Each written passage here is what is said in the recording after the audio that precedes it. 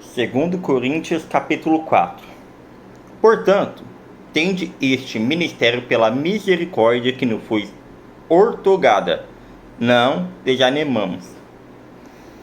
Ou seja, esse ministério que Paulo estava criando, o ministério de Jesus, de Deus, ele foi dado pela misericórdia que Deus tem conosco, né? E ele fala pra gente não desanimar.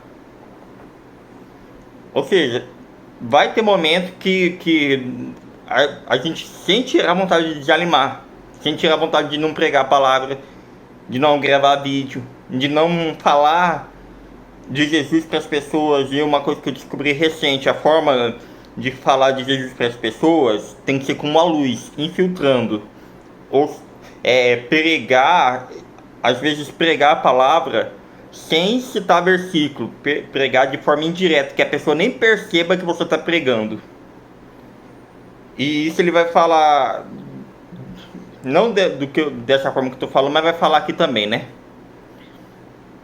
Aí fala assim, não desanimamos. Aí, pelo contrário, rejeitamos os procedimentos secretos e vergonhosos. Ou seja, a questão de procedimentos secretos. Teve um momento que uma certa religião, só quem podia ler a Bíblia completa era ela. Ou seja, isso isso é vergonhoso. Ou seja, vergonhoso, procedimento vergonhoso é o quê? Aquilo que não é claro, né? Ele fala assim, pelo contrário, rejeitamos procedimentos secretos e vergonhosos. Vergonhoso tudo que é vergonhoso. Não fazemos uso de qualquer tipo de engano, nem torcemos a palavra de Deus. Isso aqui, o que o apóstolo Paulo está falando, é o que iria acontecer logo depois que aconteceu, né? Nem torcemos a palavra de Deus. Hoje em dia o pessoal torce algumas pessoas, né? Por quê? Ele vai falar isso também lá na frente. Ou não, né? Mas de qualquer forma eu explico. Mas, por meio do claro ensino público da verdade, recomendamos-nos a consciência de todas as pessoas perante a Deus. Então, assim, no sentido de torcer a palavra de Deus, o que ele quis dizer aqui? Eu usar a palavra de Deus para conseguir benefício próprio, em seu próprio benefício. Então tem igreja que pastor fica enriquecendo usando a palavra de Deus, vendendo caneta para passar em concurso, por exemplo, né? Vocês pesquisar no YouTube. E outras coisas, né?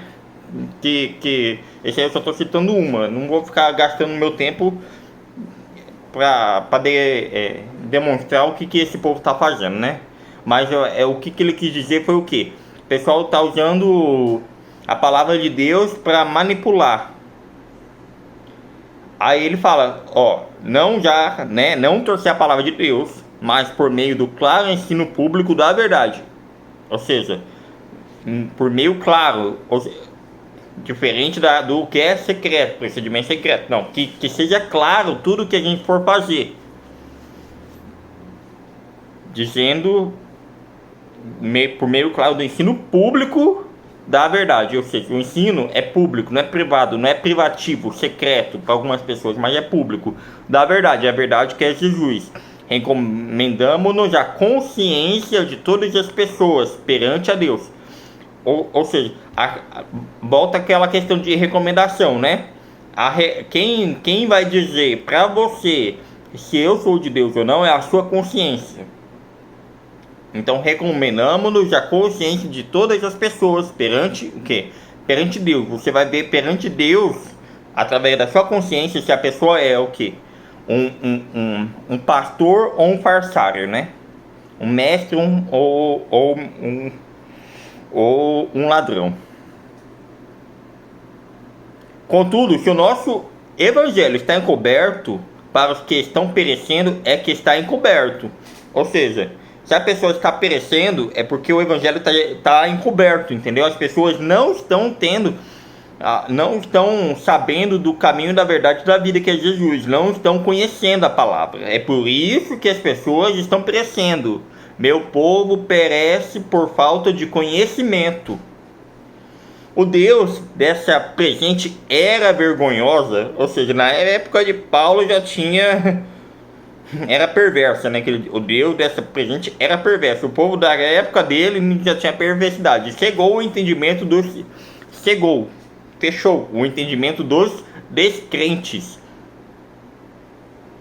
Ou seja, o Deus desta presente era perversa, ele está se referindo não a Deus, né? É D minúsculo, não é Deus D maiúsculo. Ou seja, está se referindo ao diabo. Chegou o entendimento dos descrentes, a fim de que não vejam a luz do Evangelho, da glória de Cristo, que é a imagem de Deus. Ou seja, o diabo tenta angariar fiéis, né?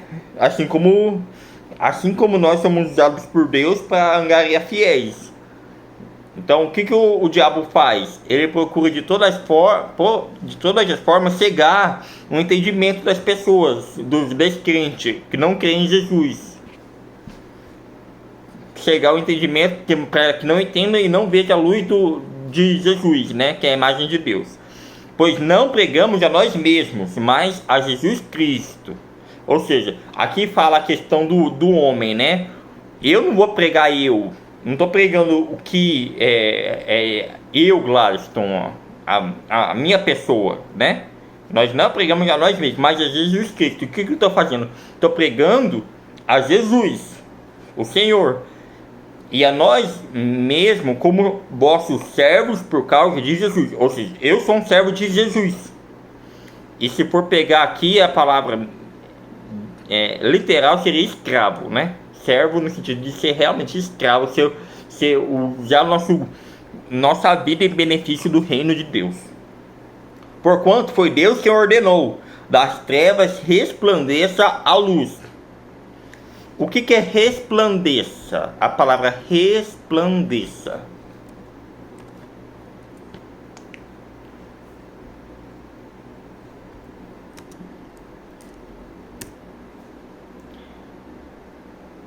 É rutilar.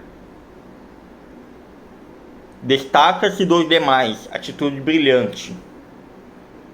Um verdadeiro mestre sempre resplandece. Então, das trevas resplandece a luz. Ele mesmo resplandeceu em nossos corações. Então Deus mandou luz aos nossos corações e nos iluminou. E a boca fala que o coração está cheio. Então, é onde que eu falei da questão da luz, né? Agora há pouco. Que a gente que nosso coração seja limpo, que a luz habite em nós, que nós resplandeçamos a luz que habita em nós para as pessoas, que nós sejamos boca de Deus na vida das pessoas. Ou seja, pois Ele mesmo resplandeceu em nossos corações para a iluminação do conhecimento da glória de Deus na face de Cristo. Ou seja, Deus ilumina nosso coração e a boca fala que o coração está cheio, e através da nosso falar a gente ilumina, resplandece a glória de Deus. Temos, porém, esse tesouro em vasos de barro. Vasos de barro é o corpo, né? Para demonstrar que esse poder que a tudo excede provém de Deus e não de nós mesmos. Ou seja, esse poder, nós só somos instrumentos, mas o poder vem de Deus e não de nós. Nós somos o vaso de barro, né? O corpo. Sofremos pressões de todos os lados, contudo não estamos arrasados. Ficamos perplexos com os acontecimentos, mas não perdemos a esperança. Então, o que o apóstolo Paulo fala? A perseguição por causa do evangelho. Se você pregar o evangelho, você vai ser perseguido. Ou seja, se pregar a verdade, né? Não precisa nem ser o evangelho. Só de falar a verdade já vai ter problema. Ficamos perplexos com os acontecimentos. Ou seja, por fazer o bem, eu fico espantado com o que me acontece. Mas a gente não perde a esperança. Somos perseguidos, mas jamais desamparados. Então, por mais que a gente sofra perseguição, a gente também encontra amparo. Somos abatidos, mas não destruídos. Ou seja, a gente leva pancada, mas não é destruído. Não chegamos ao fim. Trazendo sempre no corpo o morrer de Jesus, para que a vida de Jesus da mesma forma seja revelada em nosso corpo. Pois nós que estamos vivos somos cotidianamente entregues à morte por amor a Jesus, para que a sua vida também se manifeste em nosso corpo mortal. De maneira que opera em nós a morte, entretanto em vós a vida. Por que opera em nós a morte? Porque quando a gente prega, a gente vai sofrer perseguição e se a gente não se cuidar, a gente pode até morrer, né? Então, por meio de nós opera a morte. Nós que vamos, que estamos à frente do Evangelho, que vamos pregar o Evangelho. Para que em vós, em vocês, tenha a vida. Assim está escrito: que por isso declarei. Com esse mesmo espírito de fé, nós igualmente cremos e por esse motivo falamos. Ou seja, a questão de declarar, né? E de pregar o evangelho a toda criatura, né? Quem crê e for batizado será salvo. Batizado com o Espírito Santo. Ou seja, o Espírito Santo, gente, é o entendimento de Jesus, entendeu? Temos certeza de que aquele que ressuscitou o Senhor Jesus dentre os mortos, da mesma forma nos ressuscitará com ele e nos apresentará convosco. Ou seja, eu estou fazendo isso aqui pensando na eternidade. Porque eu poderia muito bem tá nos prazeres da carne, só que e depois? Como é que fica depois dessa vida, né? Tudo isso é para o vosso benefício, para que a graça que está alcançando mais e mais pessoas faça transbordar as muitas ações de graça para a glória de Deus. Então por que eu faço isso? Para transbordar na vida de vocês. E é o que Paulo fez na nossa vida. Com muitas as ações de graça para a glória de Deus. Ou seja, o que eu estou fazendo é para a glória de Deus. E com isso eu serei glorificado. Portanto, não desanimamos. Ou seja, ainda que nosso exterior esteja se desgastando, nosso interior está em plena renovação dia após dia. Apesar do nosso corpo de barro estar ficando velho, o nosso interior, se a gente não desanimar e continuar pregando a palavra de Deus, a gente vai ter renovação da nossa mente todos os dias. Porque para mim poder estar ensinando para vocês, eu tive que ler essa passagem. Então hoje, apesar de às vezes não... tem dias, né? De eu estar desanimado, eu estou me renovando com essa palavra e estou procurando animar vocês, entendeu? Pois as nossas aflições leves e passageiras estão produzindo para nós uma glória incomparável de valor eterno. Então o que eu acabei de dizer anteriormente. Ele está pensando, o que ele está fazendo agora? Ele gastou a vida dele para Jesus. Sofreu perseguição, só se lascou quando ele estava vivo, o apóstolo Paulo. Para quê? Por causa da glória incomparável de valor eterno. Por causa da eternidade. Por causa de Jesus, que ele foi glorificado, né? É glorificado depois do que fez na eternidade. Sendo assim, fixamos nossos olhos não naquilo que se pode enxergar, na matéria, mas nos elementos que não são vistos, pois os visíveis são temporais. O que eu estou vendo aqui, ó, é chamado essa parede, essa cadeira, tudo temporal.